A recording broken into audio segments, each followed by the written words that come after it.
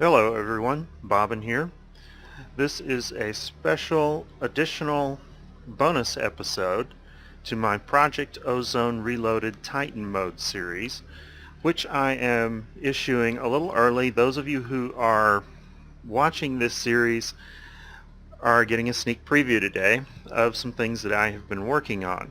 I wanted to make this a standalone episode because a lot of the things that are in this episode kind of apply to a lot of other mod packs, and I wanted to take an opportunity to discuss my solution to a very common problem, which is how do you set up an Astris, Nihlo automated ore sieving system that lasts. And what I mean by that is every time I have ever set up one of these systems in the early game, I set it up and then I sort of outgrow it. And so I tear it down and build a new one. And then I outgrow that one, so I tear that one down and build a new one. Eventually, either I just decide I don't need it anymore because I have other methods of obtaining the materials, or I just sort of decide I'm satisfied with it. It's as good as it's going to get. Well, what I want to talk about today, this is actually a system I set up today. It is still very much in the early game in my Project Ozone series. And this early game system is based on the system that I'm using in the very late game, almost the end game in my FTB Infinity Evolve Skyblock series. And the reason I chose that is because I have found that this particular solution works extremely well. I'm not saying that it's the best possible solution by any means, but I find that it works extremely well. It is expandable in that you can, as you grow, you can add more machines into it without actually having to tear things down. It's very flexible. You can change the rate at which certain materials are being processed without necessarily affecting other materials that much. Or you can change the ratios. Maybe you want to, for some reason, process more sand than gravel for a while, or than you have been. And it's very simple to change it over. It is a somewhat modular standalone system in that you can change the system that it interfaces with for your item sorting. Right now, as you can see, this system is integrated with logistics pipes, but I could easily change out that logistics pipe connection there for an AE cable, and then it would be working with applied energistics, and nothing else about the system would change. It's a fairly feature-rich system. It will process all of your gravel, sand, and dust ores. It also has a point for manual insertion of other things you might want to process just occasionally, like some netherrack. It provides cobble on the item network if that's your need. It looks pretty nice. I mean, the machinery is kind of ugly. None of the cables are covered up or anything, but it's got that big bank of storage drawers over there that I will definitely be explaining. And it's very easy to understand. If you've got experience with one of these systems before, you should be able to understand this system without any great difficulty. Now, the mods that it's totally dependent on, obviously Nihlo and Astris. I am using storage drawers in this one for a key part of it. Now, it is using EnderIO throughout. You could substitute thermal expansion item transport. You could use that. If you did use that, you would probably have to space things out a little bit more, so it wouldn't necessarily be quite as compact, but you could do it. So let's talk about what this system does and what it avoids in some ways. To start with, we begin with a Cobble Gin over here. Now I have a massive potential Cobble Gin here, but in fact each one of these transfer nodes from extra utilities that's generating cobble only has a single world interaction upgrade in it. So it's not really generating all that much cobble at this point, but I can add more world interaction upgrades as I need to expand the system. it is also processing those. It's got storage here for gravel, for sand, and for dust, and I'm using compacting drawers for those. It has these hammers from Astris. Now, one possibility here, I'm using the Astris hammers. You could also potentially use the hammerer from Compressum. That is what I'm using in my FTB Skyblock series right now. You could also use something like a pulverizer. You do have to be aware of the different requirements these things may have for their inputs and for the space and how you get items in and out of them. Because I am using EnderIO conduits, I'm able to provide power and both insert and remove items on the same side of these things. So I've got them in a very compact arrangement. Basically, this whole column through here is doing gravel, and this whole column through here is doing sand, and then this one is doing dust. Meaning, when I say doing, I mean it's producing those items from whatever inputs. The next bay over here is actually where the sieving is done. I've got some sieves there. And all of these materials that are produced over on this side do not hook directly up to the sieves. Instead, they send their results into the storage drawers. The sieves actually take their input from a separate source. They draw out of the back of the storage drawers. That way the sieves do not necessarily see the items that are here while they're being processed. And that's a little bit convenient because these items are actually visible through here across the entire storage that goes through here. And I don't really want that. I especially don't want Cobble going through because Cobble is really, it's just a raw input. It has no real use further down the line. Now the way each one of these things is controlled is you'll notice that it's doing an insert, but it's an unfiltered insert.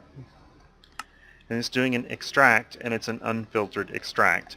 I have tried to keep the use of filters to a minimum in this arrangement because one of the things that I have found in setting up these types of processing systems is that filtering is a problem. Usually, it's not so much over here where you're dealing with the sand and the gravel and that sort of material, but further on down the line, filters just usually aren't big enough to accommodate the number of items that you need to handle. And so I'm trying to avoid using them. If we look on this side where it's doing the sand, on this side, no filter on the insert, no filter on the extract. Same thing. And if we look on the dust, we do actually filter compressed sand on the dust side. That's it.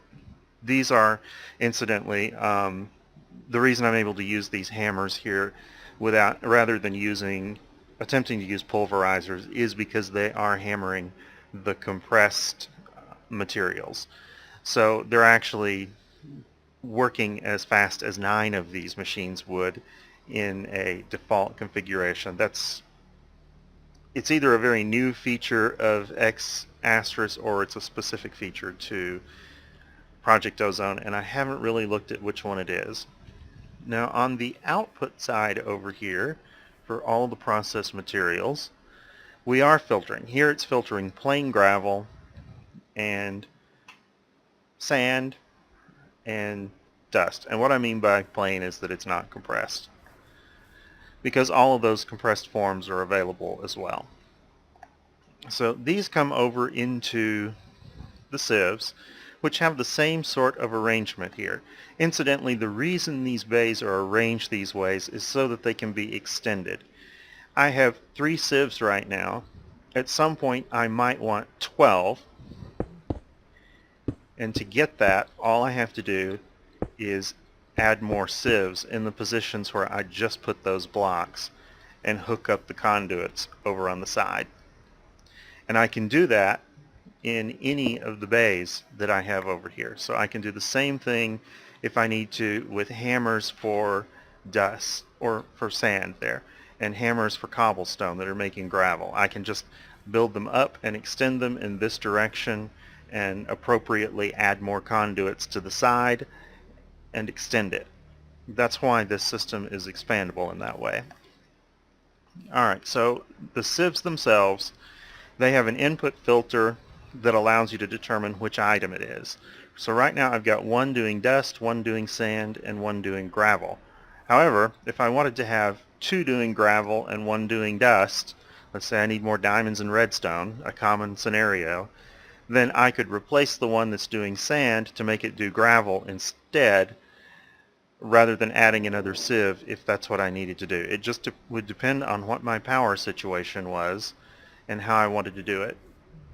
So these process the ores, and they are then output on the extract side, and they're on the green channel, and the green channel comes through here and it inserts into three locations.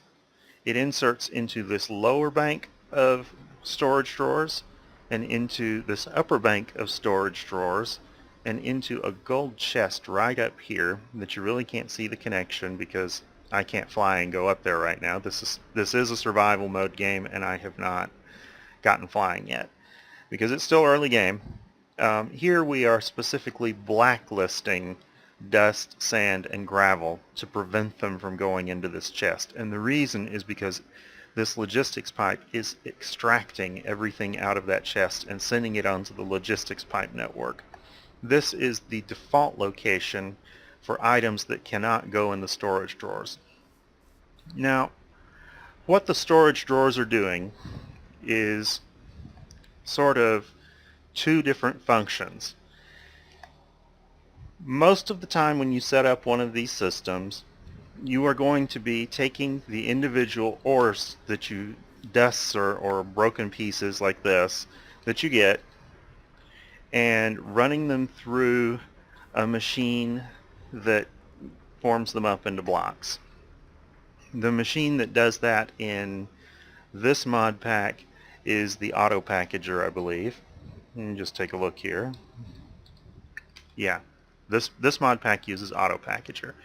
For some mod packs, there is another block that commonly is used for it that's part of the excompressum mod that takes these blocks, and it actually has inputs and outputs. The difference between the auto packager and the other solution is pretty unimportant, really.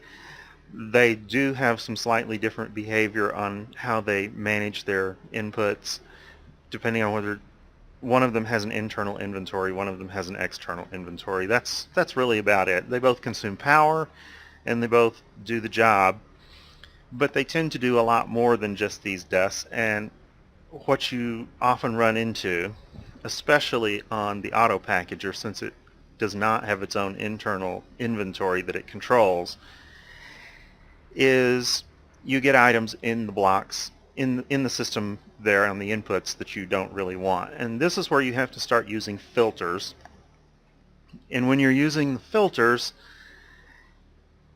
if you have a large number of different things you're processing, it becomes pretty unwieldy. I often find that I have to go and use multiple sides of an inventory and multiple filters, and I've even gone so far in the previous version of Project Ozone, it had metallurgy, and another one, Bites the Dust mod for that one, added dust for all of the metallurgy ores. And so there were literally hundreds of these things that you needed to filter somehow, and in that scenario you're almost better off using blacklist filters than whitelist ones. But even then, you've got so many different items coming through the system that you've got to filter somehow that it just becomes very problematic for any sort of filtering system. The obvious issue with EnderIO is that the basic filter can only filter 5 items. There's a more advanced one that can filter 10. There's a mod one that could probably just be used to insert certain mods of materials here, and that might work a little better, but I think you would still have some problems. Regardless, storage drawers solves that. Even though most people think of it as for storage, it works very well for filtering. And the reason it does that is because all of these drawers are locked, and each one of these behaves as a big inventory that will only accept the items that are already in it because it's locked. So the bottom one has dusts in it, this bottom bank of storage drawers, and the top bank has the broken ones, basically the gravel ores and the sand ores that it's forming up. And I'm using compacting drawers in this one. I will say that at this point in this mod pack, this was an extremely expensive bank of storage drawers to build because each one of these requires like 2 ender pearls. It's a recipe thing in the Project Ozone Reloaded mod pack. The reason it's 2 banks of storage drawers is if we look at the way I'm inserting the items in here, this one is priority 10. The other storage drawer is also priority 10, and the chest is priority 0. So it's going to try and insert stuff in these 2 drawers, and if it can't, like let's say it got redstone. Redstone is not in these banks of storage drawers.